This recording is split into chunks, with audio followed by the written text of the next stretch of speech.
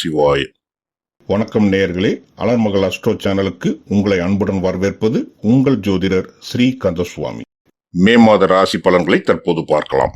நேயர்களே, எங்கள் சேனலை முதல் முறையாக பார்ப்பவர்களாக இருந்தால் சப்ஸ்கிரைப் பண்ணிக்கோங்க. வரும் காலங்களில் பல அரிய ஜோதிட சூட்சம பதிவுகள் வரப்போகிறது. அனைத்தும் எளிதில் உங்களுக்கு கிடைக்கும். இதோடு இந்த ஜூன் மாதத்தில் நிகழக்கூடிய குரு பெயர்ச்சி பலன்கள் பற்றி தனித்தனியாக ஒவ்வொரு ராசிக்கும் பதிவேற்றி கொண்டிருக்கிறோம். அதையும் பார்த்து பயன்பெறுங்கள். மாத முதல் நாளில் படத்தில் காட்டியுள்ளதுபடி மேசத்தில் சூரியன் உச்ச நிலையிலும் கூடவே புதன் கிரகமும் உள்ளது. சுக்கிரன் ரிஷபத்தில் ஆட்சி பலத்துடனும், மிதுனத்தில் குருவும், சிம்மத்தில் கேதுவும், துலாம் ராசியில் சந்திரனும், கும்பத்தில் ராகுவும், மீனத்தில் சனி மற்றும் செவ்வாய் இருக்கும். கிரக பெயர்ச்சிகள் என்று பார்க்கும் போது 11ஆம் தேதி செவ்வாய் மேசத்தில் பெயர்ச்சியாகி ஆட்சி பலம் பெறும். 14ஆம் தேதி சுக்கிரன் மிதுனத்திற்கு பெயர்ச்சியாகி குருவுடன் இருக்கும். சூரியன் மற்றும் புதன் இரண்டும் 15ஆம் தேதியில் ரிஷபத்திற்கு பெயர்ச்சியாகும். ரிஷபத்துல புதன் நட்புதான், ஆனால் சூரியன் அங்கே பகையாக இருப்பார். புதன் மீண்டும் 29ஆம் தேதி மாலை மிதுனத்திற்கு பெயர்ச்சியாகிறது. ஆக புதன் இந்த மே மாதத்தில் 3 ராசிக்குள் பயணம் செய்யும். மிதுனத்தில் 2 முக்கிய சுபகிரகங்களான சுக்கிரன் மற்றும் குரு கிரகம் இந்த மாதத்தில் பயணிக்கும். இதில் காலபுருஷனுக்கு 11வது ராசியா வரக்கூடியது கும்பம். கும்பத்துக்கு கிட்டத்தட்ட ஒரு 5 வருடமாவே சரியா போல 7 சனி ஒரு காரணம். இப்போ ஜென்மஸ்தானத்துல ராகு, 7ஆம் இடத்துல கேது. குரு ஒருத்தர் மட்டும் இந்த மாதத்துல நமக்கு பாசிட்டிவா இருக்காரு. குரு பஞ்சமஸ்தானத்துல சாதகமா இருக்காரு. குரு பலம் நிறைந்த ஒரு மாதம் அப்படின்னு நம்ம எடுத்துக்கலாம். இந்த மாதத்துல மாத கிரகங்கள்ல நம்ம ரிசர்ச் பண்ணி பார்த்த வரைக்கும் 2ஆம் இடத்துல செவ்வாய் சனியுடைய காம்பினேஷன் இருக்கு. நம்மளுடைய ராசிக்கு 3ஆம் இடத்துல சூரியன் புதனுடைய காம்பினேஷன், புதனாதித்ய யோகம் சொல்றோம். இதுல சூரியன் உச்சமா இருப்பாரு, அது ஒரு நல்ல விஷயம். அடுத்தது நம்ம பாக்குறது நம்மளோட ராசிக்கு 4ஆம் இடத்துல சுக்கிரன் ஆட்சி, அதுவும் நல்ல விஷயம். சுக்கிரன் நமக்கு 4, 9க்கு அதிபதியாக வந்துருவாரு. ஒரு யோக கிரகம்னு எடுத்துக்கலாம். எனவே சுக்கிரன் நம்மளுடைய ராசிக்கு 4ஆம் இடத்துல ஆட்சியா இருக்கிறது நல்லது. சனி பார்வையில் இருந்தாலும் பெருசா குற்றம் இல்லை, ஏன்னா சனி நம்மளுடைய ராசிநாதன் தான். அடுத்து குரு நம்மளோட ராசிக்கு 5ஆம் இடத்துல, அதுவும் நல்ல விஷயம் தான். இந்த மாதத்தோட செகண்ட் ஹாஃப்ல கிரக நகர்வுகள் எல்லாமே ஓரளவுக்கு சாதகமா தான் இருக்கு. நம்மளோட ராசிக்கு 2ஆம் இடத்துல செவ்வாய் சனி கூட்டணி, இது என்ன பண்ணும் அப்படின்னா சிந்தனையை கொஞ்சம் வேகமாக்கும். ஏன்னா ராசிநாதனோட செவ்வாய் அணைஞ்சிருக்காரு.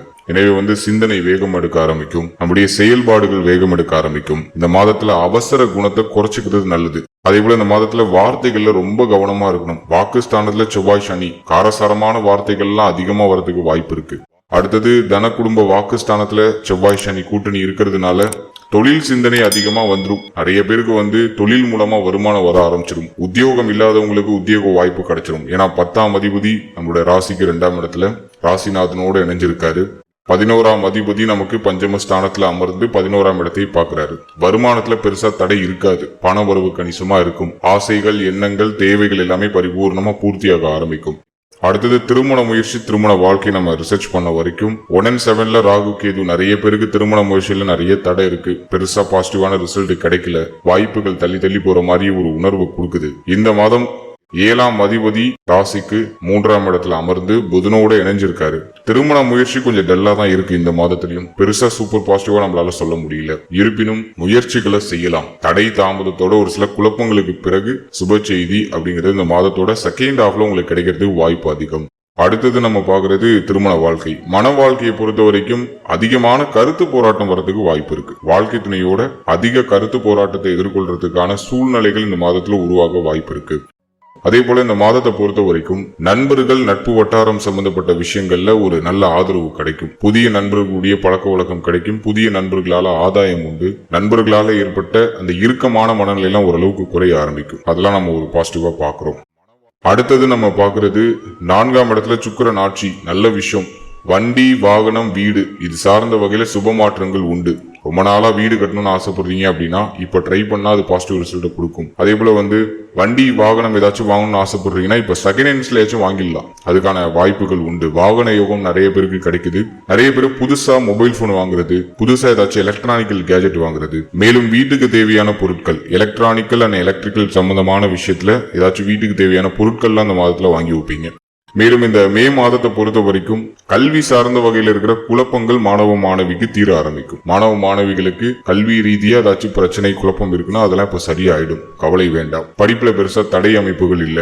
உயர்கல்வி படிக்க போற மாணவ மாணவிகளுக்கு புதிய வாய்ப்புகள் தேடி வரும். வெளியூர், வெளிநாடு, வெளிமாநிலம் போய் படிக்கிறதுக்கான வாய்ப்புகள் தேடி வரும். அதெல்லாம் பாசிட்டிவா இருக்கு. கல்வி ரீதியா எந்த தொய்வு நிலையும் இந்த மாதத்துல தென்படல, பாசிட்டிவா தான் இருக்கு. அடுத்தது இந்த மே மாதத்துல தாயாருடைய தேக ஆரோக்கியத்துல ஏதாச்சும் பிரச்சனை இருந்துச்சுன்னா அதெல்லாம் இப்ப சரியாக ஆரம்பிக்கும். தாயாருடைய ஆதரவு இப்போ உங்களுக்கு கூடுதலாக கிடைக்கும். தாய் வழி உறவுகள்ல இருந்து வந்த மன வருத்தங்கள்லாம் சரியாக ஆரம்பிக்கும். மேலும் 4ஆம் இடத்துல சுக்கிரன் இருக்கிறதுனால தாய் தந்தை இருவருடைய ஆதரவும் இந்த மாதத்துல உங்களுக்கு பரிபூர்ணமா கிடைக்கும். தாய் தந்தை சம்பந்தப்பட்ட விஷயங்கள் ஏதாச்சும் வருத்தங்கள் இருந்துச்சுன்னா அதெல்லாம் இப்ப சரியாயிடும்.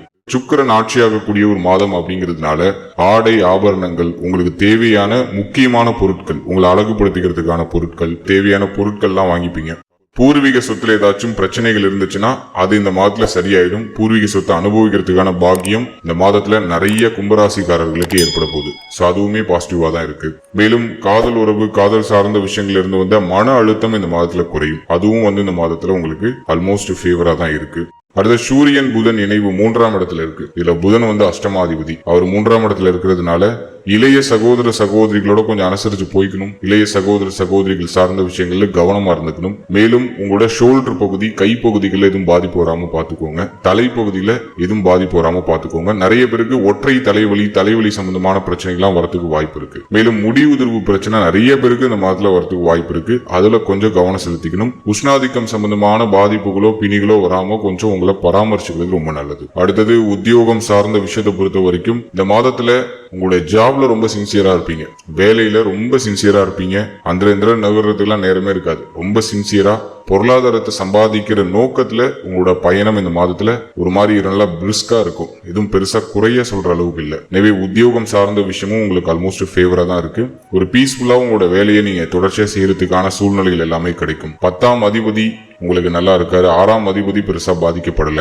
6ஆம் இடம் பெருசா பாதிக்கப்படல. எனவே இந்த மாதத்துல வேலை, தொழில் இதுல இருந்த தொய்வு நிலைகள் குறைய ஆரம்பிக்கும். ஓவரா திங்க் பண்றதை குறைச்சாலே போதும். கும்பராசிக்காரர்கள் ஜென்ம ராகுல ஒரு மாதிரி ஓவரா திங்க் பண்ணி ரொம்ப அவதிப்படுறாங்க. அதிக யோசனைகளை குறைச்சாலே உங்களுக்கு இந்த மாதம் சூப்பர் பாசிட்டிவா இருக்கும்.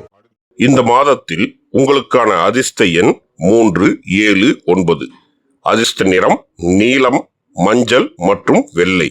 இந்த மே மாதத்தில் வரும் 25, 26 மற்றும் 27ஆம் தேதிகளில் சந்திராஷ்டமம் வருவதால் இந்த நாட்களில் தொலைதூர பயணம் மற்றும் பெரிய முதலீடுகள் செய்யாமல் இருப்பது நல்லதாகும். நேயர்களே, இப்ப நீங்கள் பார்த்தது உங்கள் ராசிக்கான பொதுவான கோச்சார பலன்கள். உங்கள் தனிப்பட்ட ஜாதகத்தில் உள்ள கிரகநிலைகள், என்ன லக்னம், தற்போது என்ன தசாபுத்தி நடந்து கொண்டுள்ளது என்பதை பொறுத்து பலன்கள் கொஞ்சம் மாறுபடும். அதனால இந்த பொது ராசி பலனை நீங்கள் உங்களுக்கான முழுமையான பலனாக நினைத்துக் கொள்ளக்கூடாது. நேயர்களே, இது போன்ற சூட்சமமான தகவல்கள் மற்றும் ஜோதிட பலன்கள் அடுத்தடுத்து வரப்போகின்றன. எங்கள் அலமகள் சேனலை முதன்முறையாக பார்ப்பவர்களாக இருந்தால் சப்ஸ்கிரைப் பண்ணிக்கங்க. உங்களுடைய நண்பர்களுக்கும் ஷேர் பண்ணுங்க. உங்கள் மேலான கருத்துக்களை பதிவிடுங்க. உங்கள் தனிப்பட்ட ஜாதக பலன்களை பார்க்க எங்கள் வாட்ஸ்அப் எண்ணிற்கு மெசேஜ் பண்ணுங்க. சிற்கட்டணத்திற்கு உட்பட்டதுதான். நன்றி. வாழ்க வளமுடன். ஓம் நம சிவாய.